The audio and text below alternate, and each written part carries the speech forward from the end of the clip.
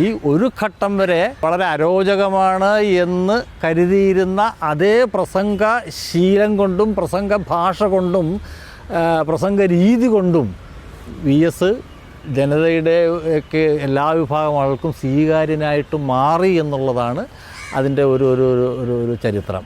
ആ 96 വയസ്സ് വരെ ഏറ്റവും സജീവമായും ഏറ്റവും ഫലപ്രദമായും കമ്മ്യൂണിക്കേറ്റ് ചെയ്ത ഒരാളായിരുന്നു.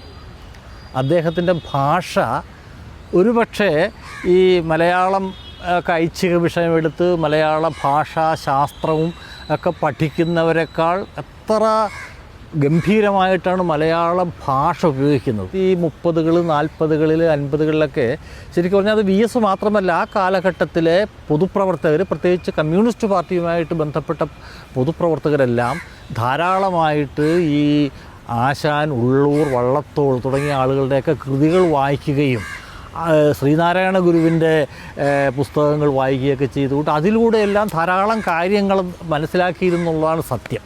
ഒരുപക്ഷെ അദ്ദേഹത്തിൻ്റെ ഈ ഭാഷാശൈലി രൂപപ്പെടുത്തുന്നതിനും ഒക്കെ സഹായകമായി മാറിയത് അതുകൂടിയാണെന്ന് എനിക്ക് തോന്നുന്നു. കാരണം അദ്ദേഹം ഈ 90 വയസ്സിന് ശേഷവും കുമാരനാശാൻ്റെ സമ്പൂർണ്ണ കൃതികളൊക്കെ ഇടയ്ക്കിടയ്ക്ക് വായിക്കുന്നത് കാണാൻ എനിക്ക് അവസരമുണ്ടായിട്ടുണ്ട്.